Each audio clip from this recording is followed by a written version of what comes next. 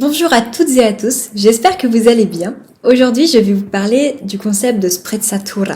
Bon, pardon pour mon accent italien, je n'ai jamais pris l'option italien, j'ai fait espagnol en LV2. Mais je suis sûre que vous aussi, ce concept va beaucoup vous inspirer. Alors c'est parti, la sprezzatura, qu'est-ce que c'est? Déjà, parlons un petit peu d'histoire. En 1528, Castiglione a écrit le livre du courtisan. Et il faut savoir que le livre du courtisan, c'était le premier ouvrage d'élégance. C'était un petit peu le tout premier guide de bonne manière. Et à l'intérieur, on trouvait quel mode de conversation il fallait avoir dans la cour. À l'époque, le livre du courtisan se limitait à l'espace curial en Italie. Et dedans, on va retrouver ce que doit être le courtisan idéal. Quelle qualité morale il doit avoir. Par exemple, il doit être courageux, il doit faire preuve de modestie de soi et être prudent pour être un modèle.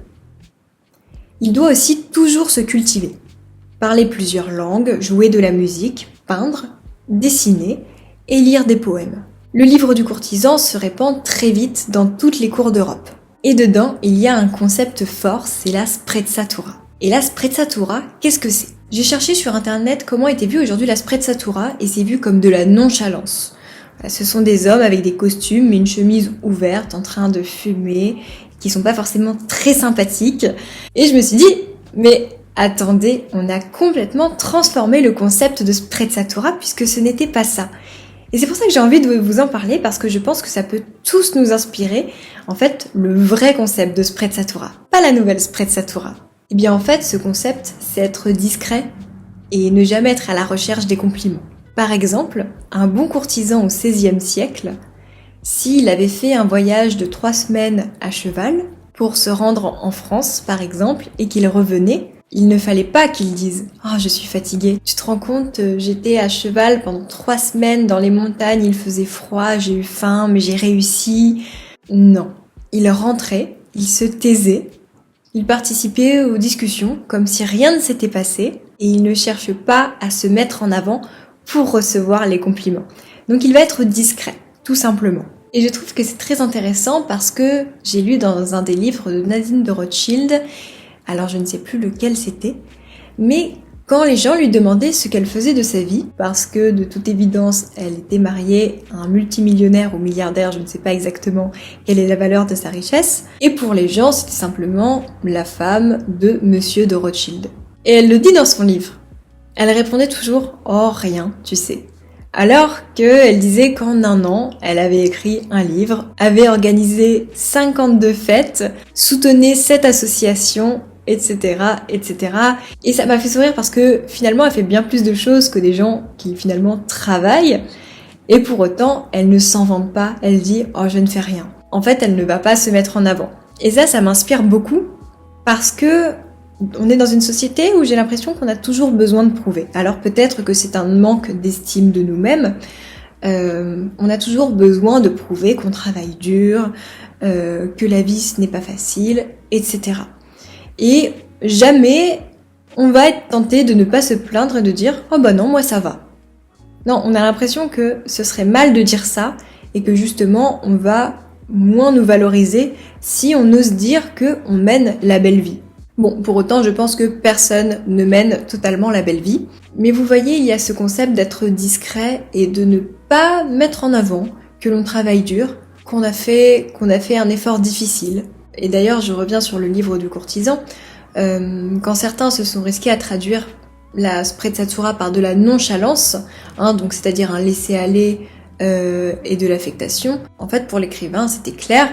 Il s'agissait d'une nonchalance qui permet de cacher l'artifice qui entoure nos actes afin de faire comme s'ils avaient été accomplis de manière naturelle, sans effort et sans y penser. Donc il faut garder en tête que nos actes, même s'ils sont glorieux ou s'ils ont été difficiles, il faut faire comme si c'était fait de manière naturelle. Voilà, ce n'est pas exceptionnel, ok, c'est fait, tant mieux, on reste discret. En fait, on rend l'effort invisible. Donc, on est loin du bling-bling de montrer, si vous voulez. On n'est pas dans le côté show-off, moi je fais ci, moi je fais ça, pas du tout. Et en fait, finalement, l'élégance se trouve dans la sprezzatura. C'est-à-dire que moins vous allez vous mettre en avant, plus vous allez être élégant. Et ça m'inspire beaucoup. Parce qu'on est dans une société où on se met en avant. On est dans une société très show-off. Et souvent, quand j'ai des choses cool, j'essaye de penser à masquer l'effort. Et ce n'est pas évident. Parce que on revient toujours à vouloir prouver « Ah, j'ai beaucoup travaillé aujourd'hui », quand on parle à nos proches, etc. Et en fait, je fais ce parallèle notamment avec les réseaux sociaux. Parce que j'ai gagné beaucoup d'abonnés, ma communauté grandit. Et d'ailleurs, je suis très contente de savoir qu'on est de plus en plus nombreux ici. Et il y a des tas de gens qui viennent me voir et me disent « Bon, si c'est facile de percer sur TikTok, ça va, t'as juste à te filmer, et puis après c'est fini quoi, ta journée, t'as rien à faire de ta vie. » Et avant, j'avais envie de prouver que je travaillais beaucoup. J'avais envie de prouver que non, en fait, je devais sans cesse m'informer. J'avais beaucoup de temps de tournage, de montage, d'édition. J'ai aussi beaucoup de rendez-vous parce qu'il y a toute une partie que vous ne voyez pas, du temps d'écriture des scripts, des nouvelles idées, du temps à vous répondre en commentaire ou en message privé. Malheureusement, je ne peux pas le faire à tout le monde, mais j'essaye de le faire le plus possible. Et quand j'ai découvert ce concept de sprezzatura, je me suis dit, mais en fait, arrête. Si les gens ont envie de croire que mon activité est facile, qu'ils le croient. Je sais que j'ai une copine qui fait le même travail que moi, on lui dit régulièrement ça. Et elle dit, mais si c'est si facile, vas-y, fais-le, on te regarde. Et je pense que cette méthode, même si elle est très rigolote, finalement n'est pas la plus élégante. Je pense qu'en fait, il faut juste laisser couler.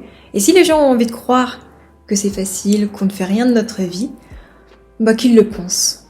Finalement, comme les gens qui pensent qu'être femme au foyer, c'est tranquille.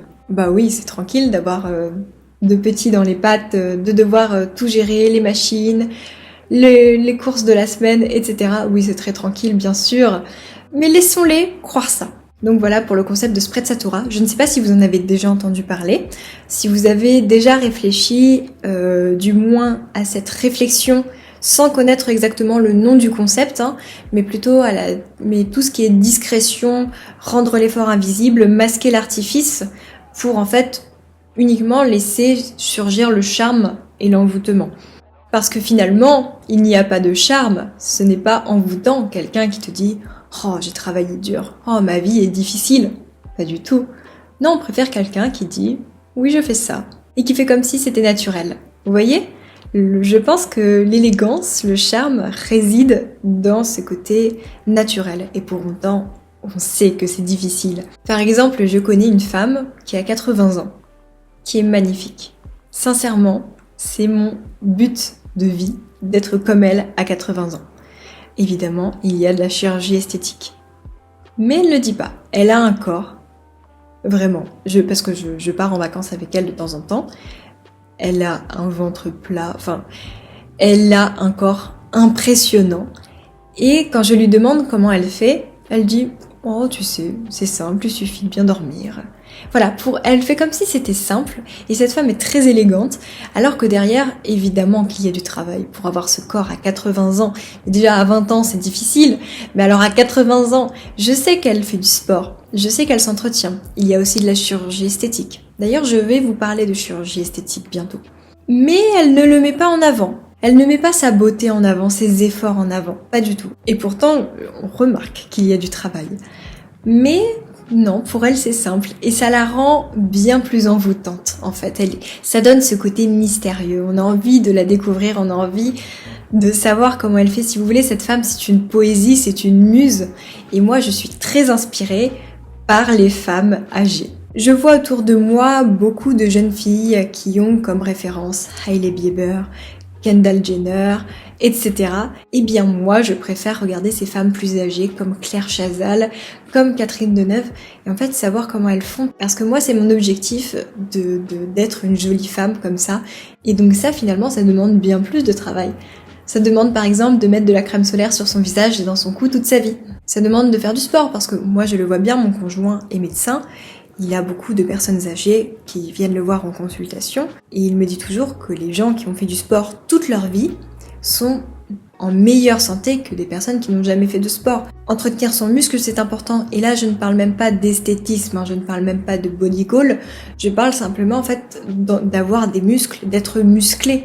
Ça veut dire s'entretenir, ça veut dire bien manger aussi. Alors, il faut se faire plaisir, hein. Je suis la première à me faire plaisir, à me commander des McDonald's de temps en temps. D'ailleurs, si vous me suivez sur Instagram, vous me voyez une fois par mois avec mon Happy Meal.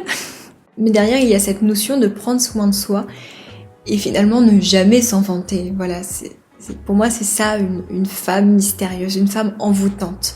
Et c'est ce genre de femme que j'ai envie d'être. Et en plus, aujourd'hui, ça pourrait être vu comme quelque chose de prétentieux, de dire « Ah bah moi, je vais à la salle de sport 4 fois par semaine, je fais que manger bien », et donc rabaisser les personnes qui ne le font pas. Je pense qu'il vaut mieux avoir un discours qui donne envie et qui explique pourquoi on fait ça, plutôt que de rabaisser les autres parce qu'ils ne le font pas. Moi, j'en parle sur mes réseaux sociaux parce que c'est basé sur des conseils et vous me le demandez régulièrement, mais pour autant, je pense ne pas m'en vanter. Déjà parce que je ne fais pas tout parfaitement, évidemment, et surtout parce que je pense que ça perd son charme quand on est un peu moralisateur et qu'on dit il faut faire ci, il faut faire ça, et finalement ne pas expliquer pourquoi et ne pas donner envie en fait. Voilà, donc je suis partie sur un autre sujet que la sprezzatura, mais ce n'est pas grave. C'est le 3e épisode, oui déjà, waouh, est terminé. Je vous embrasse, je vous souhaite une bonne journée ou une bonne soirée et je vous dis à bientôt pour le prochain épisode ou en vidéo sur mes réseaux sociaux. Prenez soin de vous.